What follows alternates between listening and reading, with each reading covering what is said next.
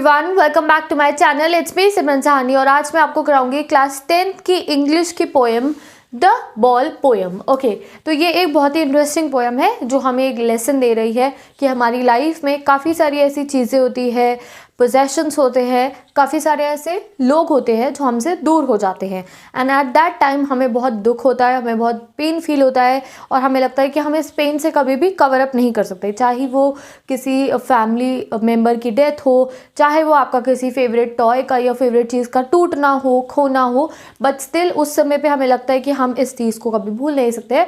But gradually time के साथ हमें उन जो पेनफुल एक्सपीरियंसेस होते हैं उनको भूलना पड़ता है। तो ये जो लेसन है, ये जो एक मैसेज है पोएम में हमें मिला है through a boy and a ball. एक बच्चा है, वो अपनी बॉल से खेल रहा है। अब जो पोएम है उसके राइटर है एक अमेरिकन राइटर एंड उनकी एक पूरी बुक है पोएम्स की।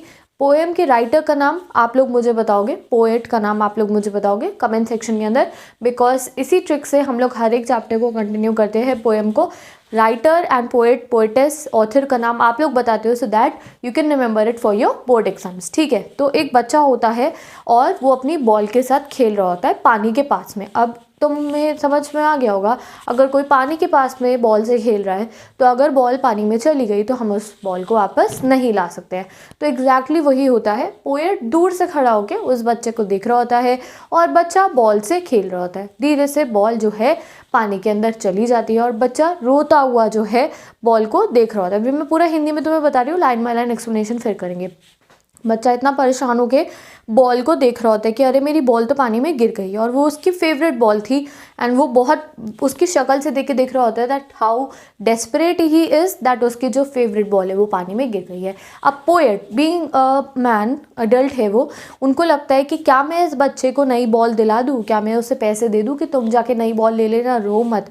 तो पोएट सोचता है जाने के, फिर वो कहते हैं नहीं, अगर मैंने आज ये करा, अगर मैंने उसे पैसे दे के नई बॉल दिलवा दी तो वो कभी अपनी रिस्पॉन्सिबिलिटी को नहीं समझेगा। क्या रिस्पॉन्सिबिलिटी है उसकी कि उस जो चीज़ें होती है लाइफ में, जो पोजेशंस होते हैं हमारे पास, यानी मटेरियल थिंग है, लिविंग थिंग या नॉन लिविंग थिंग है, वो कभी ना कभी हमारे से दूर हो जाती है।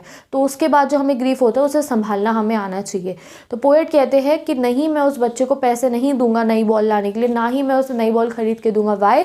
सो दैट पहले तो उसको ये समझ में आ जाए कि ये जो पेन है, इतनी छोटी उम्र से उस बच्चे को समझ में आ जाए कि ये जो पेन है हमारे को अपनी लाइफ में इस पेन को झेलना पड़ेगा, हमें इस पेन को सफ़र करना पड़ेगा कि हमारे से कोई चीज़ दूर चली गई है और हमें दुख हो रहा है। तो it is a part of life process, इसको कवर अप हमें करना पड़ेगा। सेकेंडली वो कहता है रिस्पॉन्सिबिलिटी बच्चे की क्या थी कि उसको विजिलेंट, उसको समझदार होना चाहिए, तो उसको चौकन्ना होकर खेलना चाहिए, तो उसको पानी के पास में बॉल से नहीं खेलना चाहिए। तो जब वो उसकी फेवरेट बॉल थी तो उसे समझना चाहिए था कि बॉल पानी में चली गई तो मेरा जो बॉल है वो खो जाएगी। तो ये चीज़ पोएट ने कही कि ना ही वो लाइफ लॉन्ग लेसन ले पाएगा, अगर मैं उसे नई बॉल दिला दूंगा वो हैप्पी हो जाएगा और वो चला जाएगा, ना उसे ये वैल्यू नहीं पता चलेगी इस बात की कि आगे चल के लाइफ में इधर कोई रिलेशनशिप हो, इधर कोई फैमिली मेम्बर का लॉस हो, इधर कोई और इम्पॉर्टेंट थिंग का लॉस हो, उस लॉस से कभी भी बाहर नहीं आ पाएगा। तो छोटी सी उम्र में ही हमें कभी ना कभी, आप लोगों के साथ भी ऐसा होता होगा, जो आपका फेवरेट टॉय होता होगा, कुछ भी ऐसी चीज़ है, इवन अ फैमिली मेम्बर जिनकी डेथ हो गई होगी या टॉय वॉय खो गया होगा, तो 2-3 दिन बच्चे बहुत परेशान रहते हैं। कई लोगों के पास पेट्स होते हैं और पेट्स जब मर जाते हैं तो आई नो कितना बुरा फील होता है। 2-3 दिन तक पूरी फैमिली वाले बहुत ग्रीफ स्टिकन रहते हैं। तो एग्जैक्टली यही जो पेन वाला जो हमारा प्रोसेस है, जो पेन जो हमें मिलता है, तो इससे हमें लाइफ लॉन्ग लेसन मिलते हैं दैट हाँ, हमें उस समय पे लगता है यार हम कभी भी उस वाले पेट को नहीं भूल पाएंगे, पर धीरे धीरे लोग भूल जाते हैं अपने पेट को और एक नया पेट लेकर आ जाते हैं। Exactly I remember I had a slipper, small slippers when I was small, first class में थी मैं, तो ऑलमोस्ट LKG में मुझे वो स्लीपर मिली होगी एंड LKG से UKG तक तो मैंने वो स्लीपर्स पहनी, 1 साल पूरे पहनी एंड उसके बाद भी जब मेरा पैर बड़ा भी हो गया था तो मैं वो स्लीपर्स को नहीं छोड़ती थी। ब्राउन कलर की छोटी सी थी एंड एक दिन मेरी मम्मी ने उन्हें फेंक दिया, तो मैं 2 दिन तक बहुत गुस्सा रही थी उनसे कि मुझे मेरी स्लीपर्स चाहिए। When I remember it now also, मेरे पास एक पिक्चर है उनकी, बट उन्होंने वो फेंक दिया सो दैट उसके बाद मुझे बुरा लगा और धीरे धीरे मैं भूल गई, अब मुझे कोई फ़र्क नहीं पड़ा। तो एग्जैक्टली व्हाट दिस हैपन, तुम्हारे साथ भी कोई ना कोई ऐसी स्टोरी हुई होगी, तो उसको आप याद करो, देन आपको ये पोएम और अच्छे से समझ में आएगी। ठीक है, तो स्टार्ट करते हैं poem with the line by line explanation. What is the boy now who has lost his ball? What is he to do? I saw it go. merrily bouncing down the street and then merrily over there is in the water। ठीक है, अब poet कह रहा है अब बच्चा क्या करेगा। What is the boy now who has lost his ball? अब वो बच्चा क्या करेगा जिसकी बॉल खो गई है। What is he to do? I saw it go। अब क्या करेगा वो बेचारा, मैंने उसकी बॉल को अपनी आंखों से पानी में गिरते हुए देखा है। Merrily bouncing down the street and merrily over there in the water। Poet ने अपनी आंखों के सामने देखा जो बच्चे की बॉल थी। मेरेली वर्ड वैसे तो एक बच्चों के साथ यूज़ होता है कि बच्चे कूदते फांदते घूम रहे हैं, बट यहाँ बॉल के साथ पोएट ने मेरेली वर्ड यूज़ करा है। मेरेली बाउंस करती हुई बॉल जो थी सड़क पे कूदती कूदती पानी में गिर गई। तो ये क्या हुआ, then there is in the water. तो पोएट ने हमें बता दिया बच्चा खड़ा है, उसकी बॉल जो है वो किस में गिर गई, पानी में। नो यूज टू से oh there are other balls. और जैसे ही उसकी बॉल पानी में गिरती है तो पोएट तभी कह देता है नो यूज टू से, मेरा ये कहने का कोई फ़ायदा नहीं है, oh there are other balls, मेरा कोई फ़ायदा नहीं है उस बच्चे को जाके कहने का कि बच्चे रो मत और बॉल्स भी होती है, नहीं।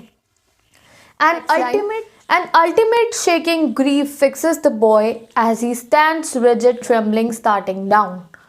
जैसे ही उसकी बॉल पानी में गिर जाती है तो बच्चा अल्टीमेट ग्रीफ में आ जाता है, परेशान हो जाता है और बहुत परेशान होके वो हार्बर में जहाँ पानी में उसकी बॉल गिरी होती है उसे देख रहा होता है। All his young days into the harbor where his ball went, I would not intrude on him। इस लाइन का क्या मतलब है, ये एक बहुत इंपॉर्टेंट लाइन है आपके एक्सट्रैक्ट बेस के लिए भी।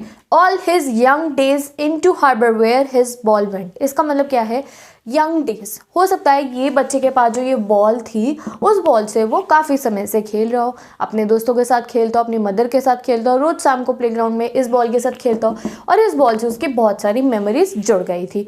अब वो बॉल चली गई है पानी में, तो जो उसके यंग ओल्ड डेज हैं और जो उसकी मेमोरीज है जो भी उस बॉल के साथ थी वो भी पानी के अंदर चली गई है। I would not introduce on him, मैं जाके उसको डिस्टर्ब नहीं करूँगा, मैं जाके उसे कुछ नहीं कहूँगा। A dime another ball is worthless now। A dime another ball is worthless now का मतलब क्या है, डाइम है एक करेंसी।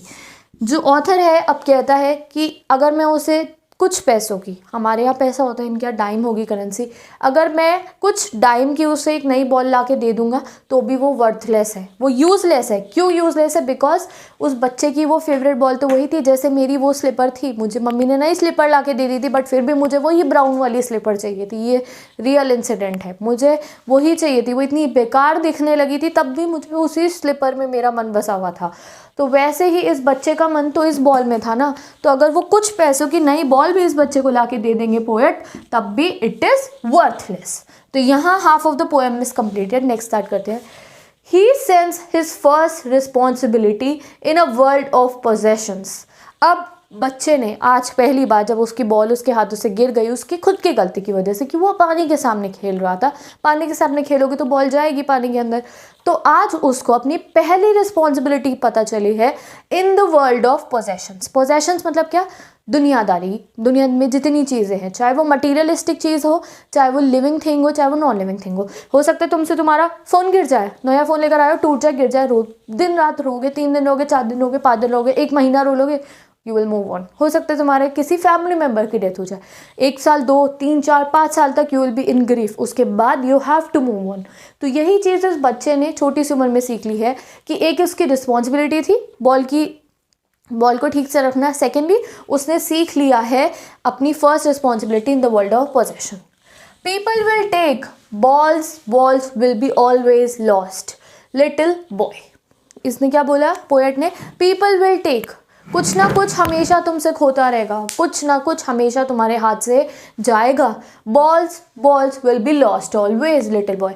एक बॉल ले लो, दूसरी बॉल ले लो, यहाँ पे खाली बॉल का मतलब नहीं, यहाँ पे फैमिली मेम्बर्स, फ्रेंड्स, रिलेशनशिप, किसी के साथ भी जो तुम्हारा होता है, एनी मटीरियलिस्टिक थिंग, फ़ोन हो गया, बॉल हो गई, फेवरेट ड्रेस हो गई, ये सब चीज़ें कभी ना कभी तुमसे चली जाएंगी।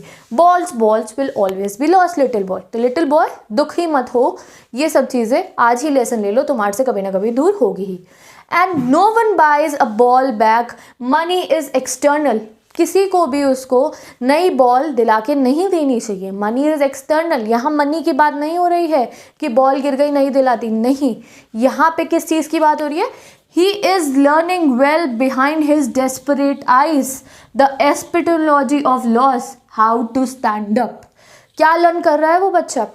बॉल तो उसकी मम्मी दिला देंगी 10 रुपए की, नहीं उसको क्या दिक्कत है? नहीं, बात बॉल की नहीं है, बात यहाँ हो रही है उसके लाइफ के फर्स्ट लेसन की, जो वो अपनी डेस्परेट, अपनी छोटी छोटी रोती भरी आंखों के पीछे वो एक लेसन ले रहा है। क्या लेसन ले रहा है? The epistemology of loss. Epistemology मतलब क्या है? नॉलेज। सिंपल मीनिंग क्या है इसका? Knowledge of loss. किसी चीज़ को खोने का दर्द आज उस बच्चे ने समझा है, and how to stand up to it, and उसको कैसे झेलना है वो इस बच्चे ने आज सीखा है। ठीक है, तो इसलिए हम उसे नई बॉल पैसों की नहीं दिला के देंगे। Knowing what every man must one day know and must know many days, how to stand up. आज उस बच्चे ने सीख लिया जो हर एक इंसान को सीखना चाहिए, हाउ टू स्टैंड अप। अब स्टैंड अप किससे करना है?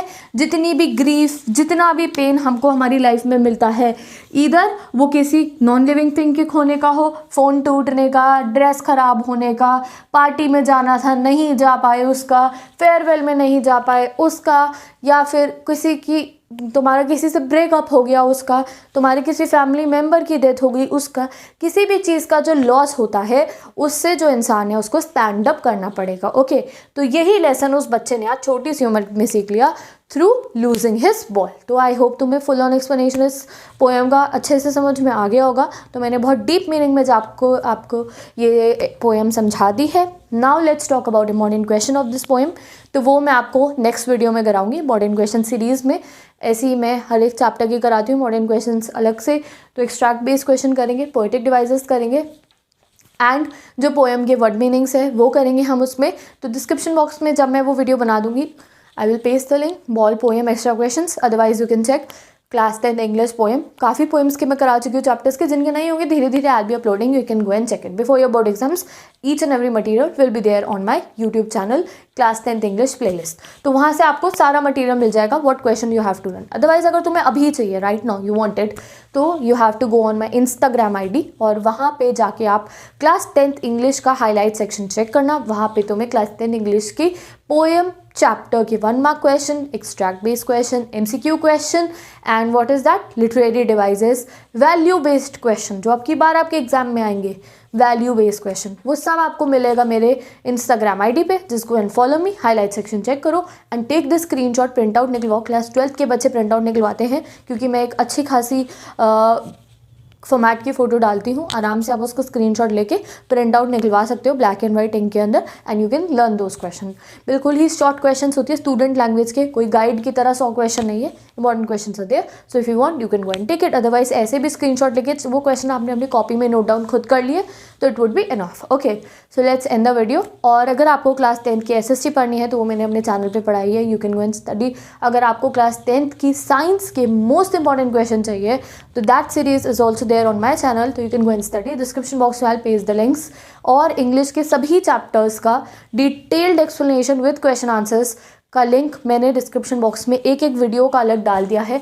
You can go and take it and complete your English, science and SST class 10 students. अगर आपको कोई और हेल्प चाहिए, ask me down in the comment section. Now tomorrow I will be uploading your strategy, like today I am uploading the video. अगले साल कोई बच्चा देखेगा तो अलग बात है। It's January 2 today and I am uploading this video, and कल मैं अपलोड करूँगी आप लोगों के लिए एक strategy to cover your syllabus. Okay, नया सिलेबस कवर करने का प्लान आपका कल आ रहा है, तो वो वीडियो मिलेगी आपको study tips by Simran Sahani video के अंदर, प्लेलिस्ट के अंदर, जिसका लिंक डिस्क्रिप्शन बॉक्स पर गिवन है। वहाँ जाके आप डिफरेंट टाइप ऑफ वीडियोस को देख के अपना सिलेबस जल्दी कंप्लीट कर सकते हो, and you can gain good marks in your board exams. Okay, so let's end the video. Now I will meet you in the next video, जिसमें हम किसी और चैप्टर की समरी को जानेंगे, मॉडर्न क्वेश्चंस देखेंगे।